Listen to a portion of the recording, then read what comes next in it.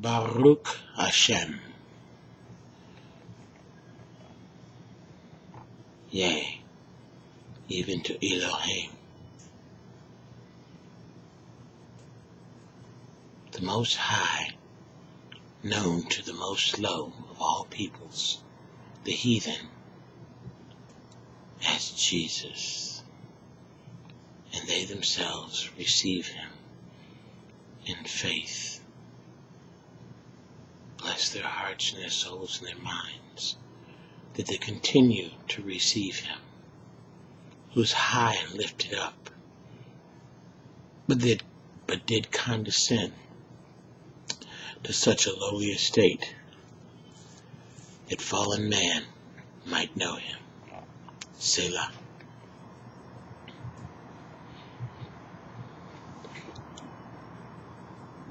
What questions would you say that far I see?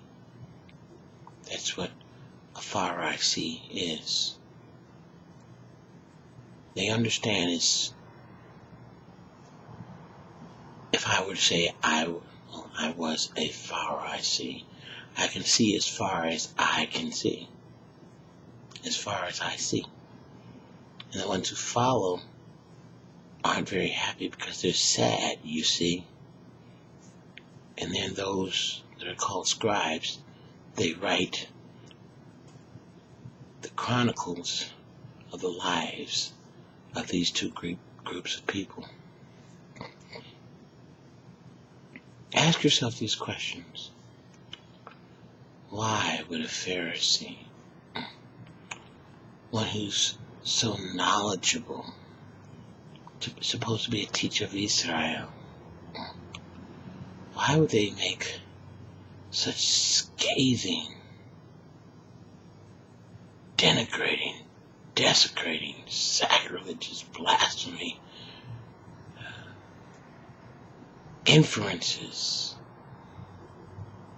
against the Mashiach, the Most High, the holiest of holy, and saying,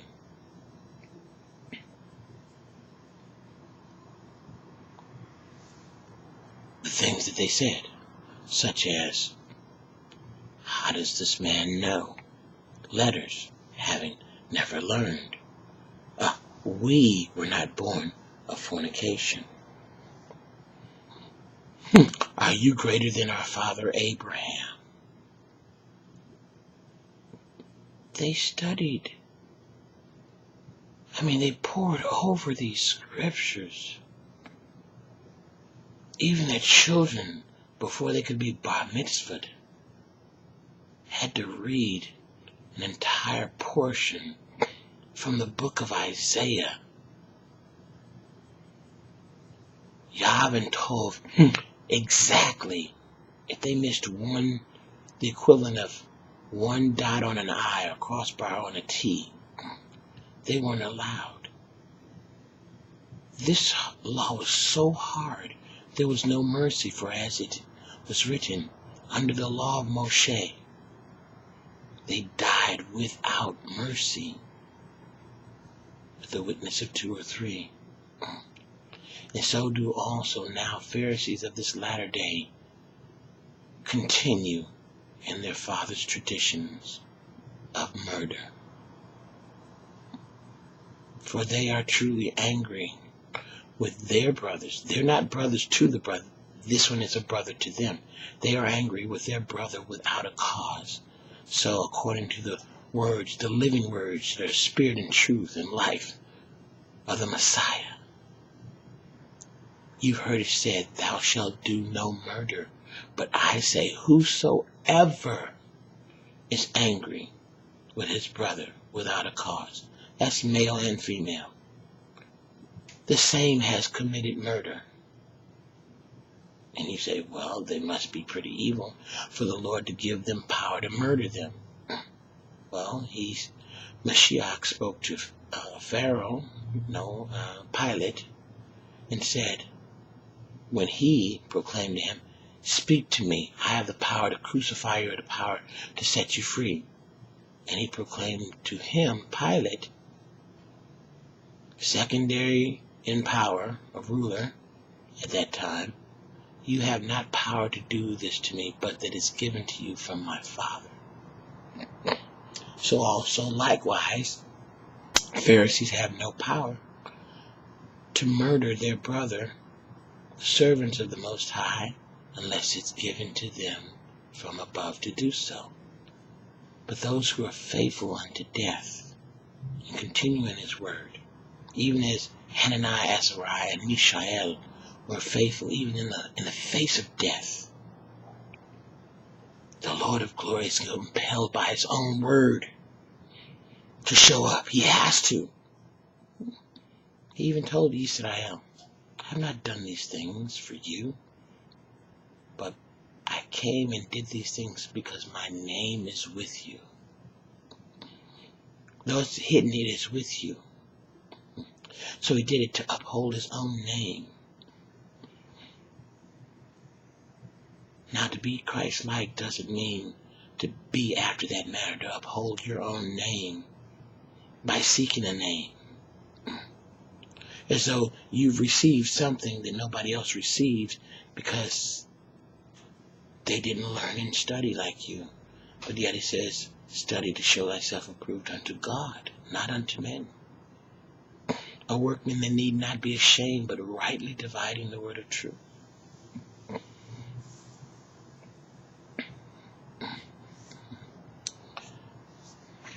Why is it that the Mashiach had such hatred for Pharisees? Think about that for a moment.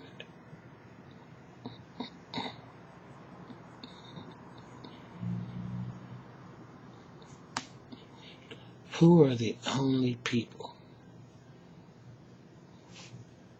that are good for absolutely nothing but fire kindling? Pharisees. The know-it-alls. And so they think, who are the ones that are worthy according to the word to be saved? And here's another question. Who is it that inherits the earth? No, it's not the humble. It doesn't say the humble. It says the meek shall inherit the earth. It's not the puffed up and the know-it-alls who think they know it all. It's not those that are garbed in the gay clothing and attire that go about in long robes and such. Not those that speak so eloquently like the Pharisee did enter into the temple. And Mashiach pointed out this example, yes? And he went thusly. Maybe I'm not doing it quite well, eloquent like that. Most High, Yahushua. Oh, I pray unto you constantly. I fast, I read, and I do this, and I do that. And I'm just so glad, that you didn't make me like one such as he. I cannot even bear to cast my eyes upon him. He's so lowly. And while he's doing this, the Mashiach points out, now look, there's one who is humbled, and he's skulking along the outer wall of the synagogue, and dare not lift up his eyes to heaven, but smote himself in the breast, said, I'm a wretch, I'm a sinner. I cannot even seek that you would forgive me, but be merciful to me. And departed thus. And Jesus asked his disciples, which of these departed and went to his house justified? This continues even today. Though it pains my heart, I would that I could give my own life besides, for I walk weeping even for my brethren, because they know not what they do, what they've done. So a prayer is offered unto the Lamb that I serve. And to this day I will call his name Jesus. Rather, an eye has been altered by the efforts of a monk 400 years ago. Rather, the name was hidden from the Yahudas because of their arrogance and their pride. Rather, you think that Israel is being put on the bottom and the heathen are being exalted. It's not so.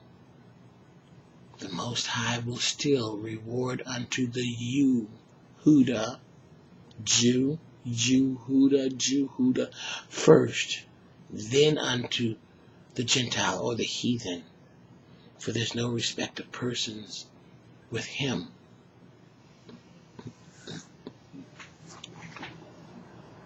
Oh, come unto me, all ye who labor and are heavily burdened, and I will give you rest. Well, if we have been given rest, wherein do we need to find rest? Because he did say, I'm meek and lowly in heart. Come learn from me, and you will find rest unto your souls. Take upon yourself my yoke, for it is easy, my burden is light. How is it that he can give me rest, yet I still have to find rest? It's like if I had a young son. Well, I do have 3 young sons. But the eldest, when he was youngest, would play in the backyard. And he would work himself up, and exert himself. And he would be out in the sun. And at some point, Daddy, I'm so thirsty. Have some of your cold water that you drink. And I would have bottles of cold water. And so he would come to me, and I gave him rest from his thirst. I gave him a bottle of cold water. But him being young, not lacking the ability, the dexterity, the knowledge, and the strength to open the bottle, he didn't find the rest from his thirst.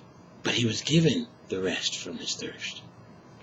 So if he would come, and then I'll bring himself a little bit lower because I'm sitting on the ground. Come here, my son, bring it to me. No, and he's standing, but and I'm sitting on the ground. No, lower yourself because I'm meek and lowly. Come sit with me. But Daddy, calm down. You have the water. Now learn how to access it. Your hands are sweaty. The bottle is wet. Dry them both. And then take it in the hand. The hand that is stronger is the hand that opens. And now, put your hand in such a way on the top and squeeze very hard and slowly and then quick. And he breaks the seal on it. And he's found the rest from his thirst, for now he has access to the water. That is what it is like to be a Pharisee. You give him water and he'll take it. And he's so frustrated that he cannot open that bottle. And in his exertion, he's sweating him, making himself sweat even more. And it keeps slipping, and it gets harder and harder to open it because he will not, what? Humble himself. But that is the word of Yah regarding them. He walked amongst them. And this is so not tragic, yet it is. But the Lord is not moved by their tears or their sorrow. Because of these people, how can he say this? These are the Pharisees that garb themselves in the outward and learned according to the temporal, the external, the carnal mind, and got so much knowledge in here and conducted their lives in such a way they were found worthy amongst the people whom they deceived to appoint them as leaders. These are the very ones that shut up the kingdom of heaven against them, because they themselves would not hinder. They would not enter, but they would hinder those that were entering. You were inducted. Excuse me. You were inducted into the ranks of rabbi, which you should call no man. Approximately 40 years old, for that is the time it took for a man to gain his strength. Now, the Messiah, because he was so far advanced of them, coming, having learned nothing of man, emptied himself and became submitted to his own spirit. Compare that to Pharisees. And when he came and proclaimed the word, the common people said, "Now this is a man who speaks with power and authority, and not like a Pharisee or a scribe." Do you know about that? Why? Because these very same people, Jesus declared unto them openly, for open rebuke is better than secret love. I know that you're Abraham's seed, but these things that you do did not Abraham. Abraham saw my day, rejoiced and was glad in it. You would think that they could hear, but here's what they say in answer to him. You've not yet seen 50 years, or 50 winters, and you have seen Abraham. This was the question they posed to him. That is not what the Messiah said. He said nothing about him seeing Abraham. Neither of Abraham seeing him, because as it is written, no man can see God and live. But Abraham saw the day of his visitation unto him to just totally decimate and obliterate, destroy utterly all the nothingness of Abraham's life that he had before visitation from the Most High. For he was rich already from his idolatry. For as Satan said to Mashiach, and when he took him up to exceeding high place, and said, all of this will I give you if you do what? Bow down and worship me. Worship doesn't mean you prostrate yourself on your face before big-bellied Buddha or some other style idol, or like, what is it? Nebuchadnezzar. 90-foot statue of gold, nonetheless. And when you hear the Saltabuck and harp and all kinds of music, then we're supposed to no. Hananiah, Azariah, and Mishael got it right. We will not. We know who we worship, and Nebi, you're not him. His countenance changed with rage. How dare these little upstart Yahudas, Israelites defy me, because you know that he was a pagan king, because he gave them new names, commonly known as Shadrach, Meshach, and Abednego. But their given Hebrew names were Hananiah, Azariah, and Mishael, and defied the king's order. We King, we don't need no time. We don't even appreciate your courtesy or leniency. We're young boys, and no, we can read Hebrew and your pagan language as well. We read the notices, and we heard all the warnings, but we don't bow to you. You're not a living God. You are not the Creator. You're not our Yah. You're not our Mashiach. You're not our Savior. You're not. So we're not bowing. And we know how the story went. But because the name was written in them, you understand? They did not even know the name, but they stood for the name that was attached to the holy unwritten name that nobody can know or see or spell or write or speak. But that by faith and conviction, they would not yield to pressure, to mock, ridicule, not even threat of death, horrible death. We just won't bow. And they proclaim, we know that our God is willing and he's able and desires. But even if he does not save us, we still will not bow. Were these Pharisees that took that stand? No. The Pharisees, even the religious leaders bowed to this king. Because why? Yah had sold them to this bondage. Because why? Because of their heart. But here it is, 3 little Hebrew boys. And commentators, of the Gentile persuasion, when they say, well, they were like teenagers, almost grown men. No, they said 3 Hebrew boys. More likely in the neighborhood of 12.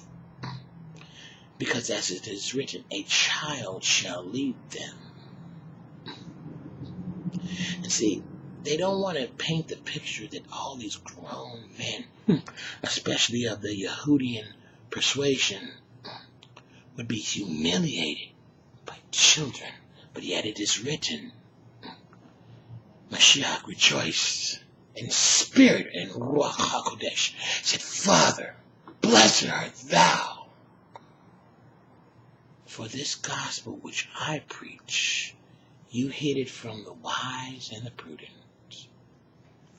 All the pharisaical levels up, you hid it from them and revealed unto babes. Babes means very young children. And so it seemed good in your sight to do this. For as it is written, I will destroy the wisdom of the wise and bring to nothing the understanding of the prudent. Where is the wise? Where is the scribe? Where is the disputer of this world? Hath not God made it foolishness? For after that, and the wisdom of God, or Yah, Mashiach,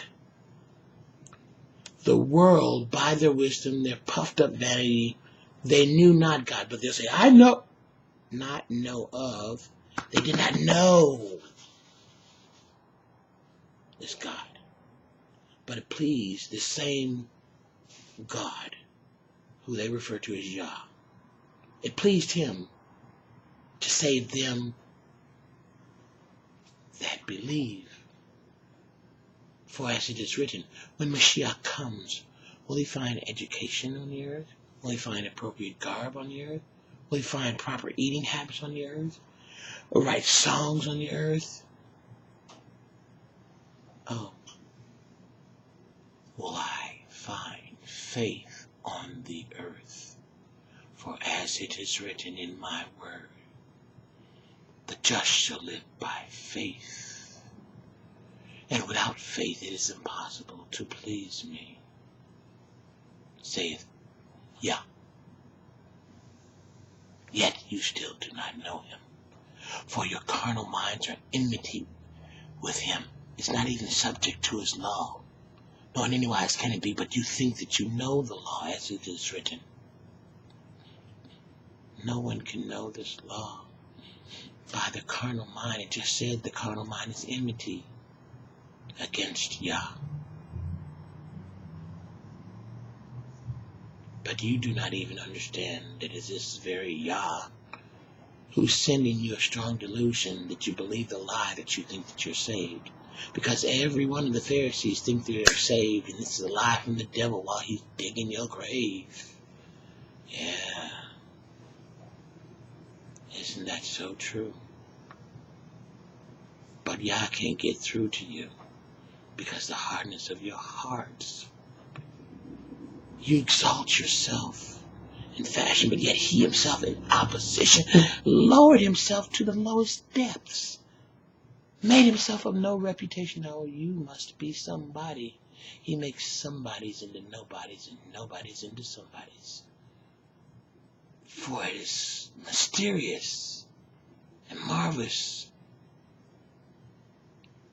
in his sight to do these things. For these are just the beginning of his ways, which are as the heavens are above the earth.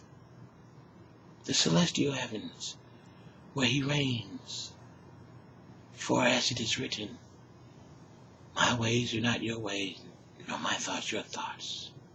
For as the heavens are above the earth, so are my ways above your ways, and my thoughts above your thoughts. Why is it an ex-whore by the name of Miriam, Mariah Magdalene? Why is she the one to whom Mashiach said, go and tell my brethren, which he was implying, my unconverted brethren, my self-righteous brethren, the learned brethren, the outwardly adorned brethren, the properly eating brethren. He was speaking those things that weren't as though they were, because his word was going to cleanse them, not consume them. But he said to this ex-whore, out of which came out 7 devils of whoredom, 7 spirits of whoredom. Go ye therefore ahead of me, because right now I'm ascending to my Father. But go rather ahead of me, because right now you can't even touch me. And tell my brothers, my brethren, that I am ascending to my God and to your God. If the Yehudas want to hear, to my Yah and to your Yah. To my Father and to your Father. Why did he not say, tell my brethren I'm ascending to my Yah and their Yah? To my Father and their Father. What was it about this ex-whore that appealed to the heart of Mashiach, the maker of heaven and earth, that he would declare with his own mouth, his lips, which his words are spirit, truth, and life, that I am ascending to my God and to your God and to my Father and to your Father. But yet, he expressed this not toward his disciples whom he chose. For at that time, they were not his indeed. For as it is written, if you continue in my word, not your word or the word that you've learned from others who think they know my word, but if you continue in my word, then you are my disciples indeed. Look at her. Her actions proved she cared not for her own life, nor whom she thought she might have been, but who she was and who she is at that moment and who she will always be in the one who redeemed her. Without money,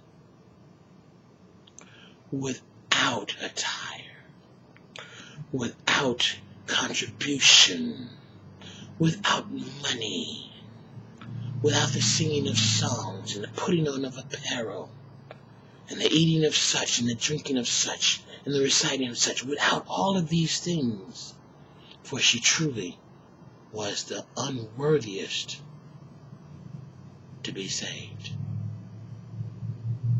But he had Mashiach in your thoughts before they even uttered into sentences or words. And he heard her heart through all of her whoredoms and fornications and uncleanness. If a man would just give me an opportunity to be clean. And he spoke, you are clean through the word that I have spoken. He spoke to her. And that word resonated with such power. She was open She was broken. She was meek. Meek does not mean humble. Meek means broken in will and submitted to the one who's calling you and to his word only. Whether you understand it, whether you believe it, whether you approve it, whether you agree. But there's something that says, this is my word for me.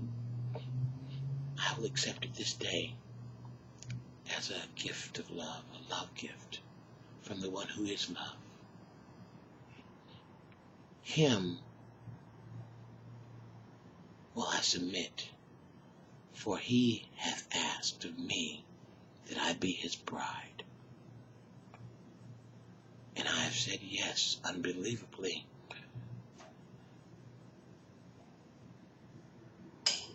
Because it was so incredible that I would be asked. And I have accepted. And I will practice my wedding vows, his 10 commandments, and fear him. For he is my all in all. May you all come to know this one whose name is called Jesus on a personal and intimate level, having nothing to do with your head, but only with your heart. Selah.